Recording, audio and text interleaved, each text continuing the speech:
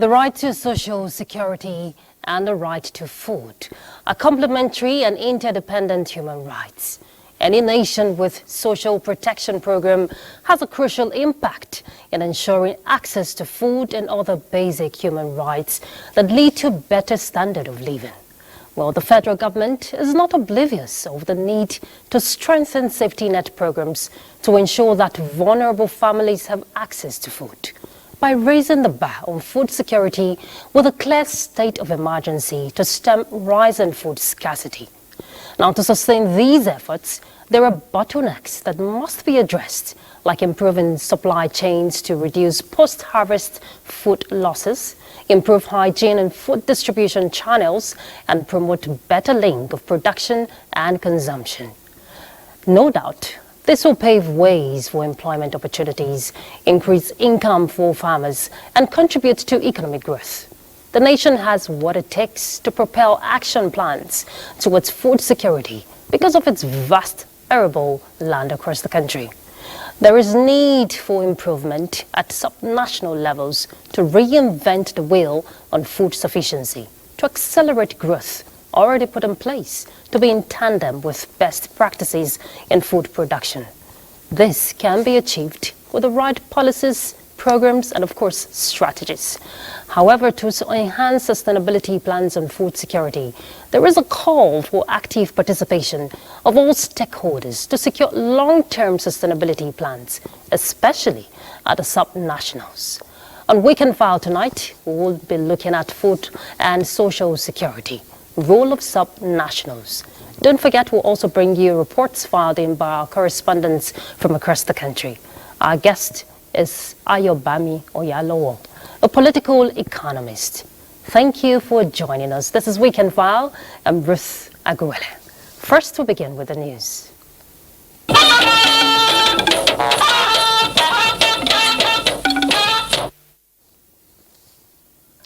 President Bola Tinubu has officially begun his state visit to the state of Qatar, with visits to the headquarters of Qatar Foundation International, an umbrella body of organization providing humanitarian support in parts of Nigeria.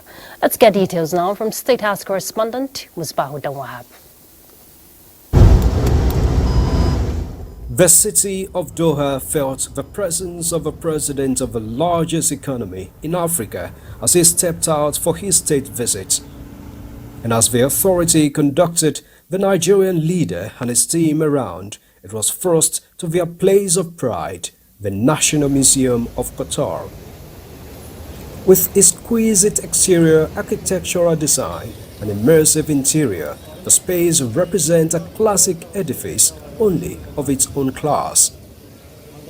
The gallery spaces indeed engaged all the senses in telling the story of a nation and its people, the rich heritage and culture of a country passed on from generation to generations, well accounted for and kept alive.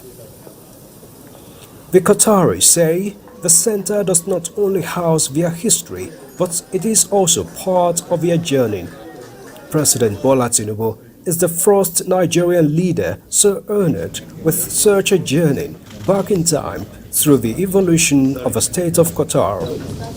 I'm glad I'm here. It is a great honor. You learn every day of your life. And you see the beginning of nationalism, patriotism, and various challenges along the way. It's marvelous. It's detailed, well-detailed statement of history, culture, and growth, and economic opportunity. The visit also serves as an inspiration for the visiting delegation. And you know, we have a plan to do a national museum and a number of other museums all over Nigeria and a number of museums even within some of our missions abroad. So this has been a great inspiration, and I can see where we can tap into the wealth of knowledge of what they have done here in Qatar and to be able to add value to the arts, culture and creative economy within Nigeria. The president was also led to the headquarters of the Qatar Foundation International, a non-profit organization dedicated to education, research, and community development. Qatar Foundation, unlocking human potential. With construction of schools, orphanage homes, clinic, and more, the foundation, through its charity arm, has been lending supportive arm to some states in Nigeria, including Kaduna and Borno.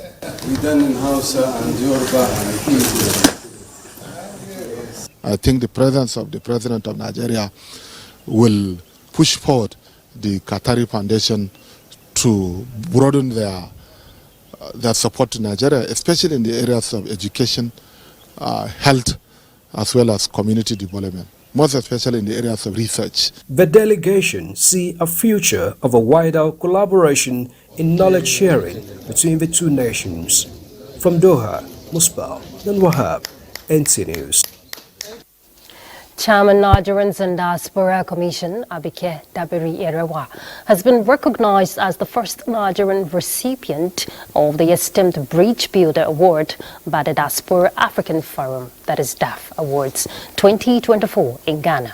Founder and head of mission at DAF, Erika Bennett, lauded Dabiri's exceptional dedication and tireless global advocacy for the diaspora community, marking her significant contributions to fostering peace, inclusivity, and unity, both within and outside Nigeria. The NIDCOM boss, Dabiri Erewa, recognizes the organizers for their efforts in strengthening the bond, the diaspora, and the continent. She stressed the importance of unity among Africans, urging collaboration to cultivate a thriving African continent. To other issues, active participation of the populace in the census project is critical, as information gathered from the exercise is vital for measuring development and driving a purposeful planning. Leadership of the National Population Commission and members of Senate Committee on Population and the National Identity Card are strategizing on ways to achieve full participation of Nigerians with the target of actualizing a transparent census outcome. Olusheye Adiagbo reports. Arrangements to actualizing the first population and housing census in Nigeria in 18 years remain on course, and implementers of the project are sustaining the pace. Having procured almost all the needed census materials, about 800,000 personal digital assistants (PDAs), among other sensitive materials already delivered to central banks across states of the Federation. The items that are custodied in central bank are safe. The National Population Commission offices nationwide have also taken delivery of non-sensitive materials. It is gratifying to know that if it's today that we will have to purchase these items, it would have been another story, considering the exchange rate now. I think we must commend the National Population Commission for their thoughtfulness. The census is on course. We need to really be given the go-ahead to conduct census as early as possible, because some of the batteries are already going low, and we need to charge them and use the items before they start giving problem by the time we start using them. The leadership of the MPC also engaged Akwa Ibom State Traditional Council, explaining the Commission's expectations while responding to questions and clearing grey areas. Olusheye Adiagbo, NTA News. One of the three legs on which society rests is the judiciary, a platform created for the resolution of disputes based on trust, but arising from public disagreement with some recent judicial decisions in Nigeria. Key players in the sector are reappraising the proper role of the courts and the need for their judgments to be rock solid. Olabode Arewa reports. Over time, the judiciary has been an important aspect of Nigerian public life, dispensing justice to the high and the low.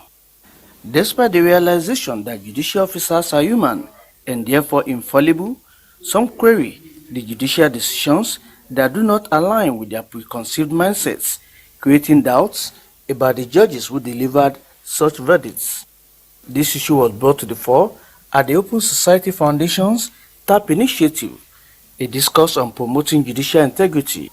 Drawing from his vast experience, retired Federal High Court Judge Justice Ibrahim Buba ties alleged unsatisfactory court decisions to undue influence by the public.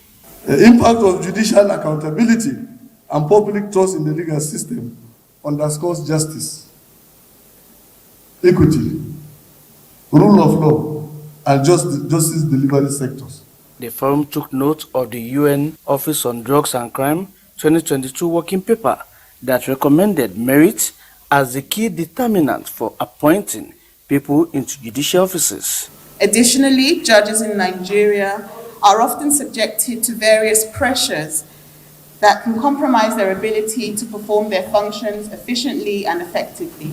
We are trying to improve one of the most critical sectors of our society by asking these very important and pertinent questions that range from appointment of judicial officers.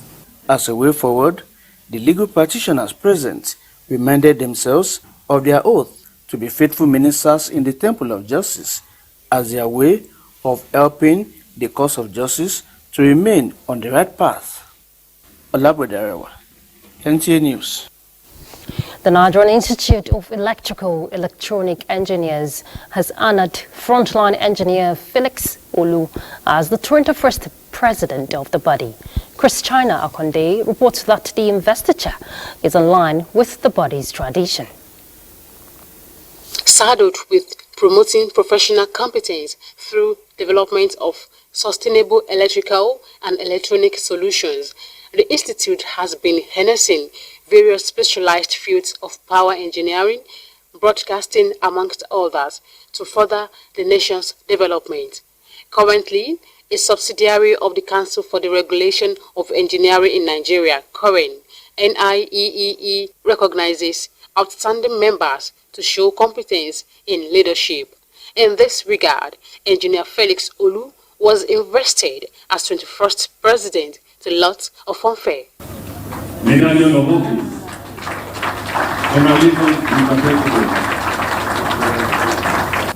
This administration of the NIEEE promises you that the NIEEE will not stand and watch our sector fail.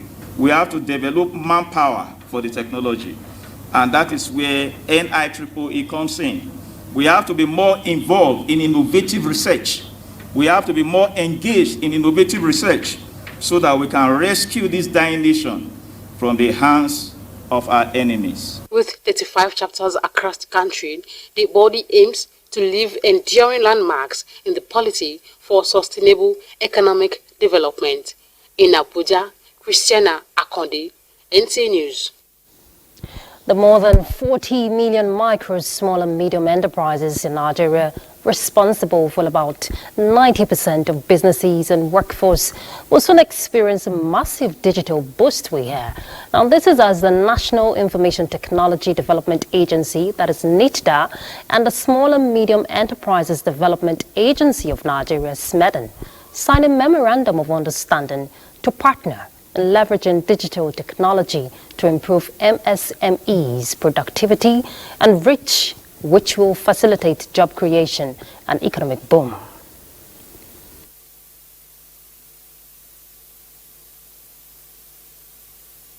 We can partner together to create that database of all SMEs in Nigeria. When you have the database, we can easily design incentives for them. We should know what they want, as well as we can use that platform to foster digital literacy. What we want to do is to help to formalize our small businesses and now start tailoring innovative solutions to solving their problems. Imagine each of the 40 million small businesses are equipped with digital skills, so much so that one small business can employ at least 5 people. What would the ripple effect of that be on Nigeria's economy?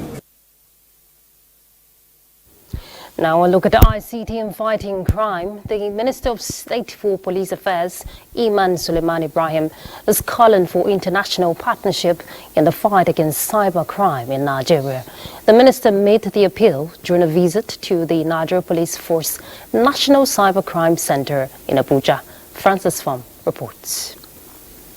Established by the Nigeria Police Force to curb the increasing wave of cyber-related crimes in Nigeria, the National Cybercrime Center is effective in cracking down cases of cyber offenses and secure convictions of culprits. This maiden visit by the Minister of State for Police Affairs is a morale boost for officers and men who are policing the Nigeria's cyberspace.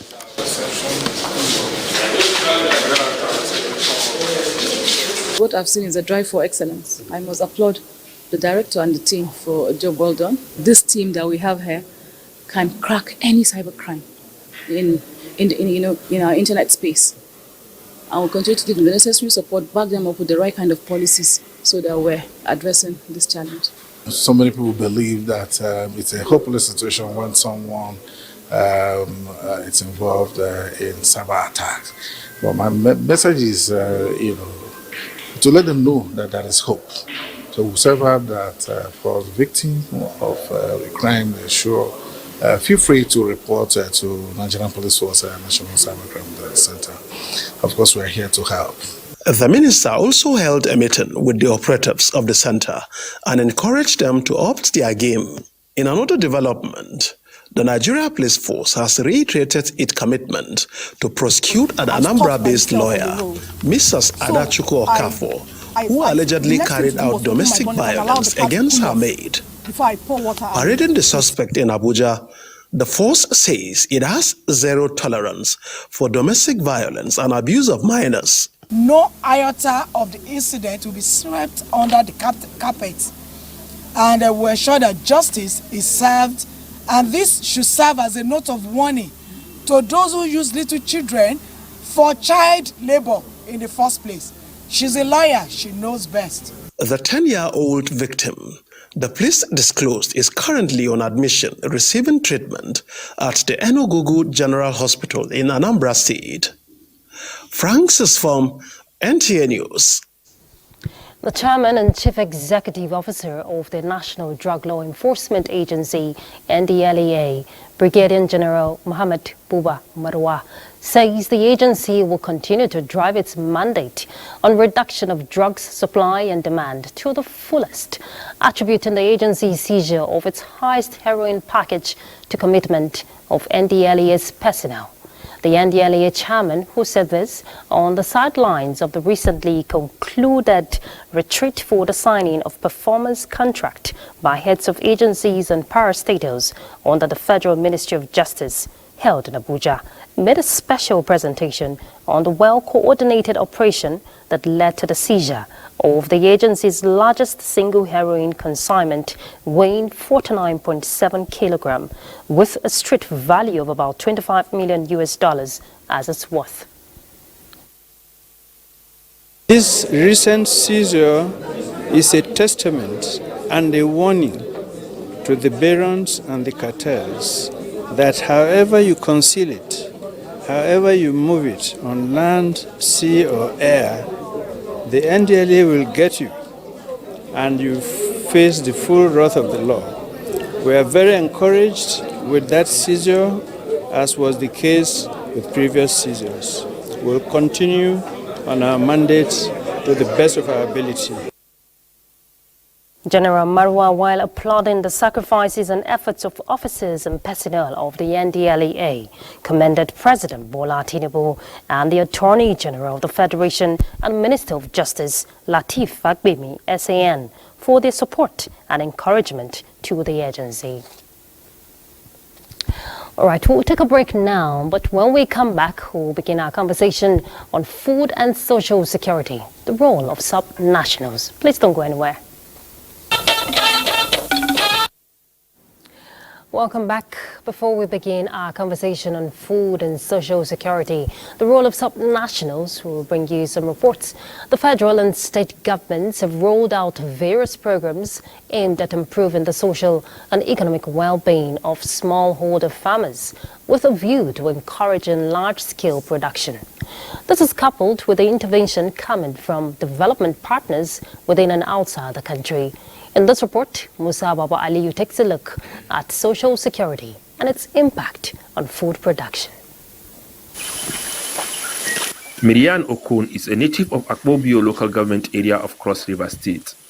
She is one of the 22,000 farmers benefiting from the International Fund for Agricultural Development Funds project in the Niger Delta. I was taught on how to feed fish. I was taught on how to sell. I was even taught about marketing too.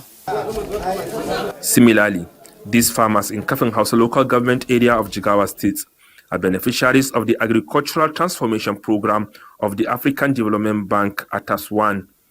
They were supported with inputs across 6 states in the northwest and north central geopolitical zones of the country. The administration think out of the box to try and bring a program that will cushion the effect of this food crisis. So it came up with Agro Pocket, in essence, to help farmers with the necessary inputs to produce more so that they crash the prices of food, especially staple foods.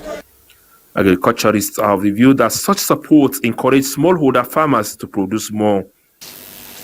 We talk about our smallholder farmers, but we also realize there are a lot of people who have done significant investment to have large or medium-sized farms. And this year, we're having our searchlight on these categories of farmers also. And our intention is to make sure that whatever investment, whether private or government, let us get the maximum benefit of that investment. In the meantime, state governors are also rolling out support programs for poor and vulnerable Nigerians in their states. This is to cushion the effect of the high cost of foodstuff being experienced across the nation. But the state government also, in its own effort, has acquired over 120 trucks of food to complement what the federal government is doing so that it can reach more people. Having now 2 harvests for rice in the state, most of the farmers are able to harvest rice twice, and we are trying to see as much as possible if we can get some of their other yield to be highly improved.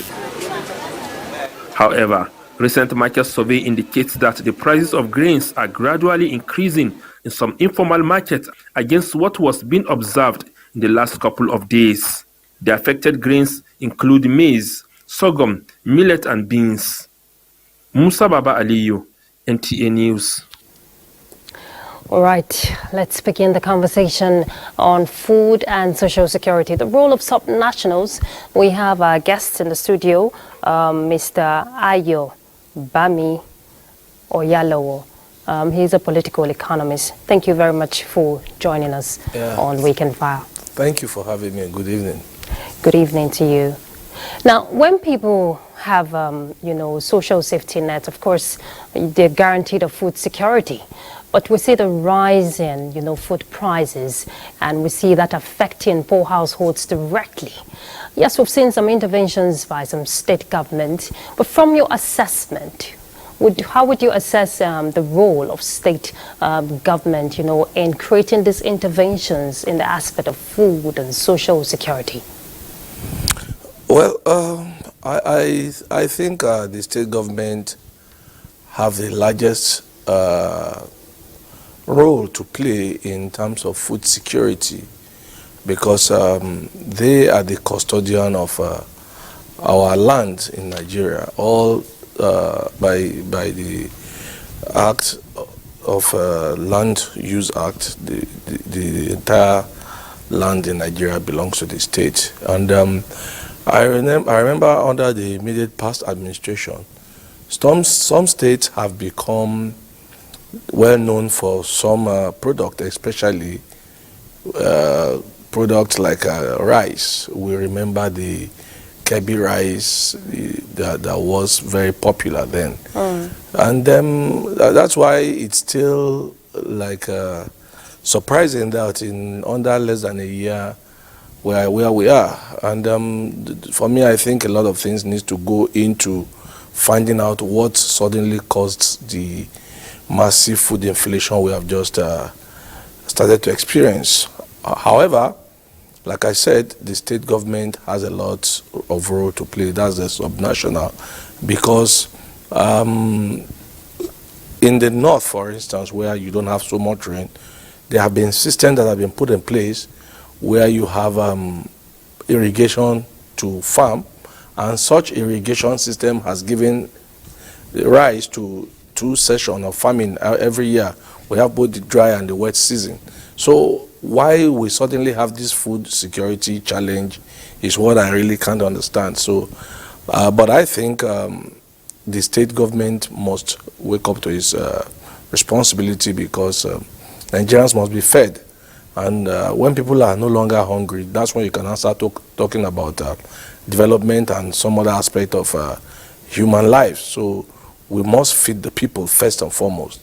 And I always praise the past administration, especially when it comes to agriculture. I told people, I think even in your studio here, I said it once, that I don't want to imagine what could have happened during the lockdown occasioned by the COVID-19 problem that happened in the early 2020, if we couldn't feed ourselves. So if we could do all those during the very difficult period of COVID, why are we having challenges? Although I suspect there might be some form of sabotage here and there. So this is where the government must investigate. However, going forward, every state government in Nigeria needs to, as a matter of urgency, sit down and look at what are their own product that you will call your own quick wins. For instance, some areas I've highlighted Kebbi, for instance, and I think Niger, Nasarawa, Kano, Jigawa, those states have been known for massive cultivation of rice and some other grains. And so all the governors of each state must see themselves as the ownership, have the ownership of this agricultural system, so that if we are able to produce enough food, we won't be here thinking of maybe let's open the border and let's bring in food. Okay, Mr. Oyalowo, I would like to come in there. If states must, step up, like what you're trying to say, there is need to strengthen resilience of food systems, and you can't talk about that without thinking accessibility, availability, sustainability, and did I mention affordability? When you have all of that, there's also the room for investment. You talked about the irrigation systems. Now, there are challenges at a state level. What about the aspect also of transport networks, storage facilities? We're looking at investment, really, if we have to enhance the food security at this level. I totally agree with you. Talking about agriculture, we always look at just the farm. It's a whole food value chain involved. Like you rightly posited, there must be accessibility, there must be security. We can't forget that aspect. There must be security, there must be accessibility. So we must look at how we can enhance our transportation system, especially from the rural to the urban areas. If you say, our farmers are producing enough, and then we cannot move those products from the villages and the farms even to the state capital, how do we guarantee that we will not be destroying in the next couple of months some of the harvest because they will have gone bad? And we must also have system of storage. This is one of our biggest challenges.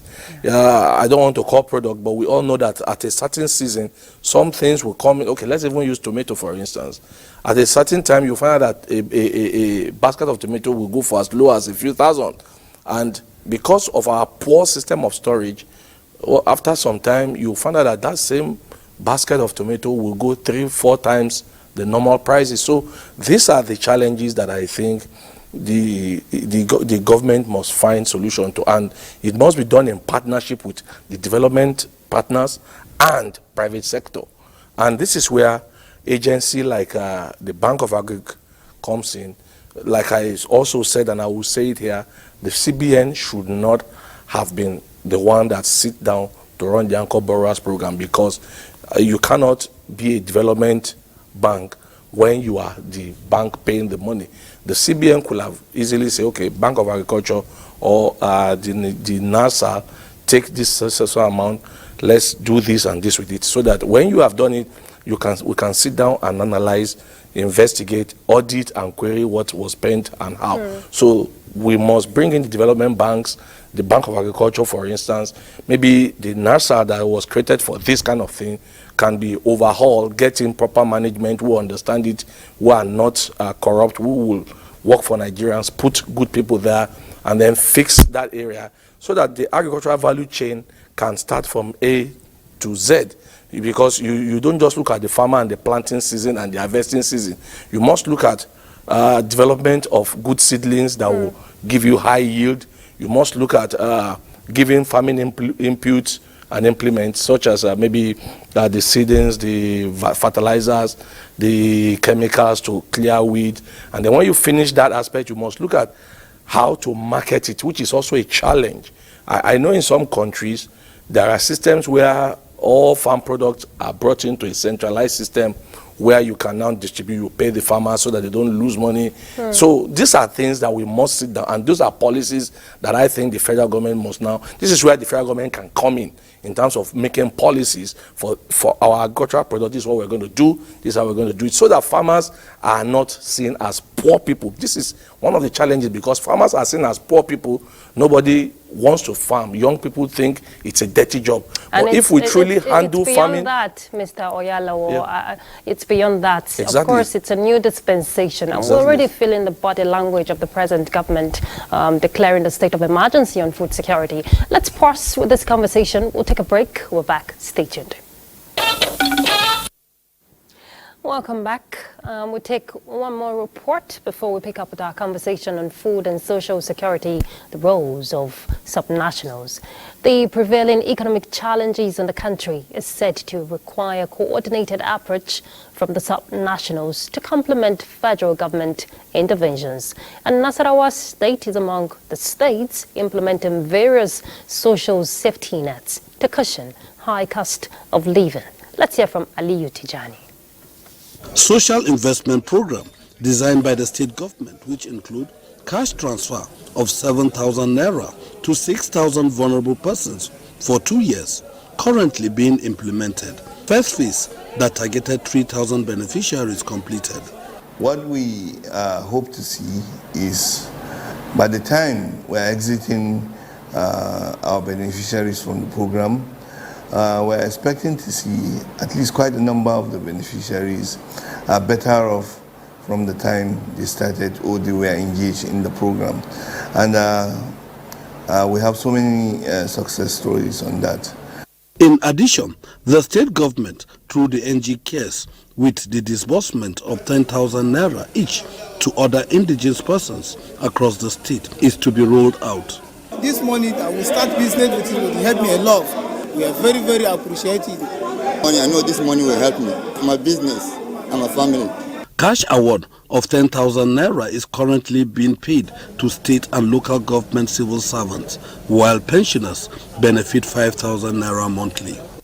Also, the state government has continued to distribute food items as palliatives and 5,000 naira to 100 vulnerable persons in each of the 147 electoral wards of the state, and the routine exercise is at its third phase. Your president, Bola Ahmed Tinubu this year, is doing everything possible, to come out with policies and programs that will cushion the effect. And one of those policies is this financial inclusion. In addition to discounted prices of drugs and hospital consumables in all public healthcare facilities, as well as subsidy for fertilizer and other farm inputs to boost food production.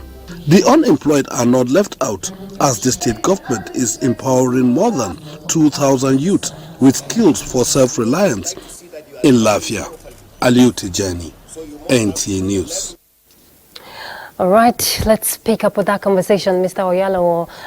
Looking at that report, seeing intervention, by some state government providing or rather bridging the gap for safety nets is highly commendable, no doubt.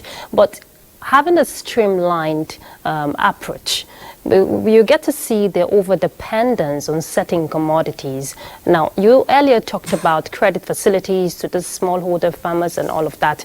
How can, state governments, streamline these processes to the targeted interest to reduce the over-dependence on certain commodities and have a diverse, accelerated, or rather wide range of commodities or crops? Even livestock is there. Yeah, like I was saying earlier on, each state and locality will look at their own comparative advantage, because what is advantageous to a certain area may not be the same thing with another area. I was using Kebbi and Jigawa and Co for rice. Some other areas may not be able to grow rice as much. There could be some other things. Yeah, so that is job of the local authorities, the states and the local government. You need to know what is best that works for you in your area, because based on the topography, the soil nature and everything, some areas will do best doing something and some area will do better doing something else. So yeah, this is why it's good that the governors are becoming more involved in this program. And I remember it was when we started having these challenges a few weeks back. Everybody keep looking at the federal government, and I keep telling them that it's not about the federal government. It's about the state doing their jobs, because clearly the governors have received more money than they used to receive before the removal of the subsidy. And the job of each governor is to ensure that his state, people in the state where he governs are getting the benefit of this increased access to funding. Also, this is now time to talk about ensuring that the local government is resuscitated. If we have working local governments in Nigeria, 724 of them, then we'll be having less dependent on the federal government, because each areas look at what is more culturally acceptable, what is more domicile in our area. Is if I look at my village and I can't plant rice there, for instance, I'll have to think of maybe cocoa or something else. So those are the challenges, those are the things that the subnationals must do. Identify your area of core competence and your area of advantage. Then you can now build on it, build an entire value chain from planting to harvesting to transportation to, like I said, storage, because it's a huge challenge for us. We've not had good storage system in Nigeria.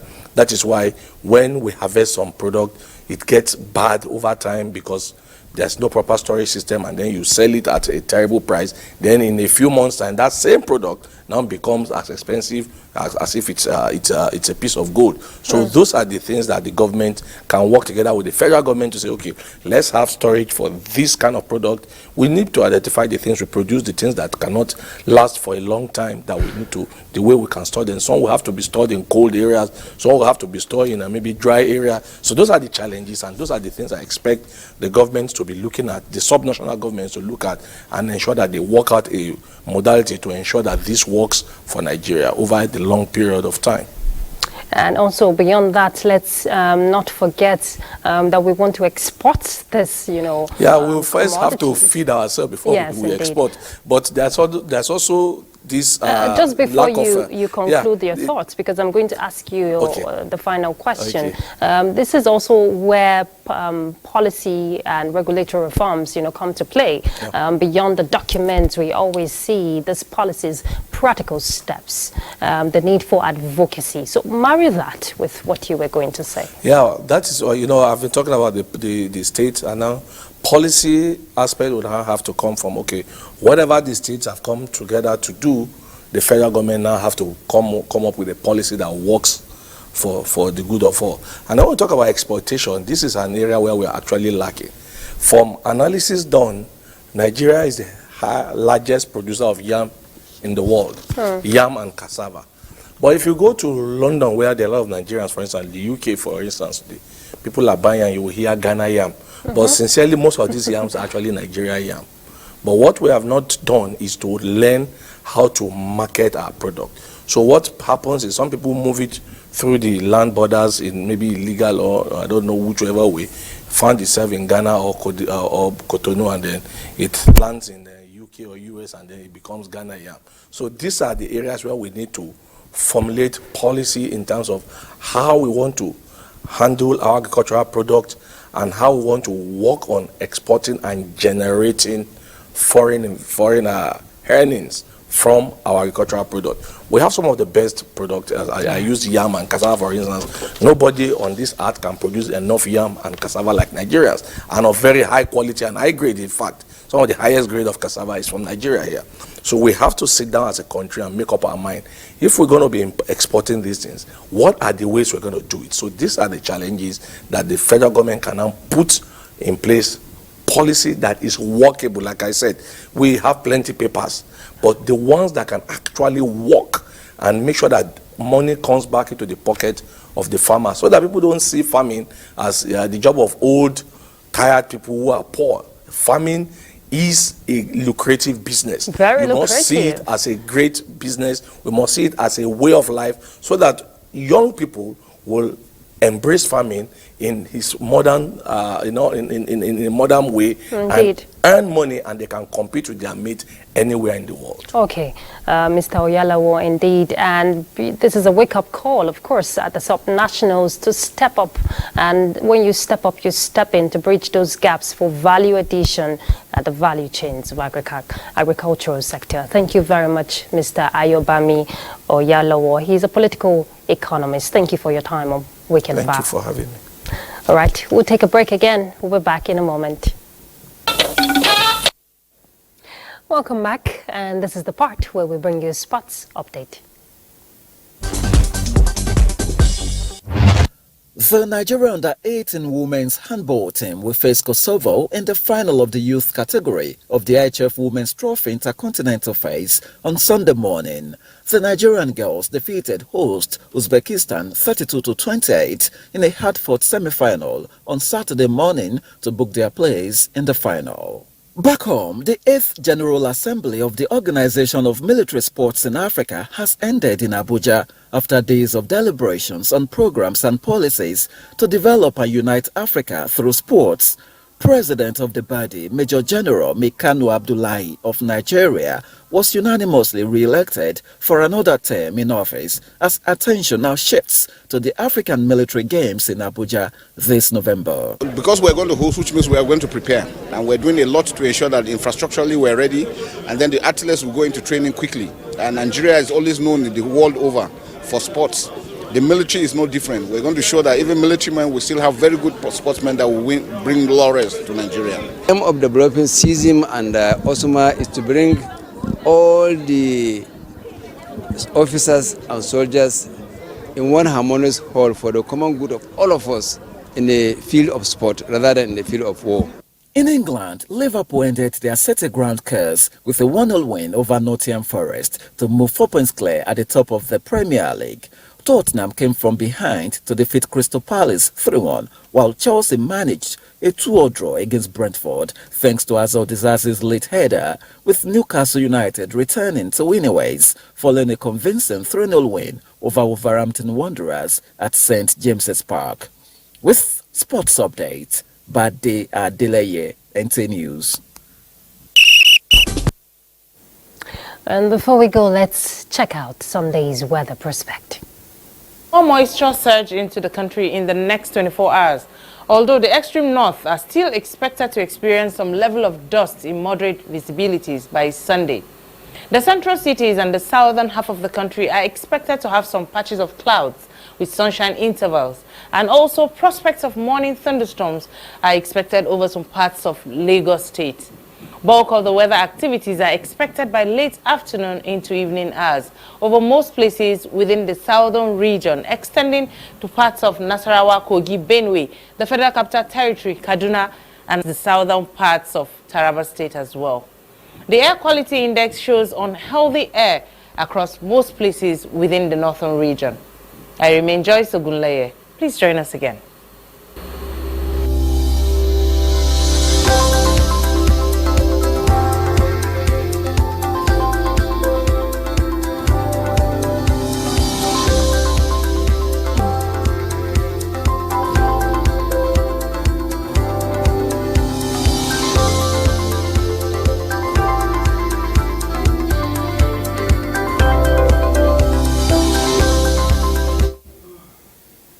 Now you know. Do have a splendid night rest. And that concludes Weekend File. I'm Ruth Agwele. Bye.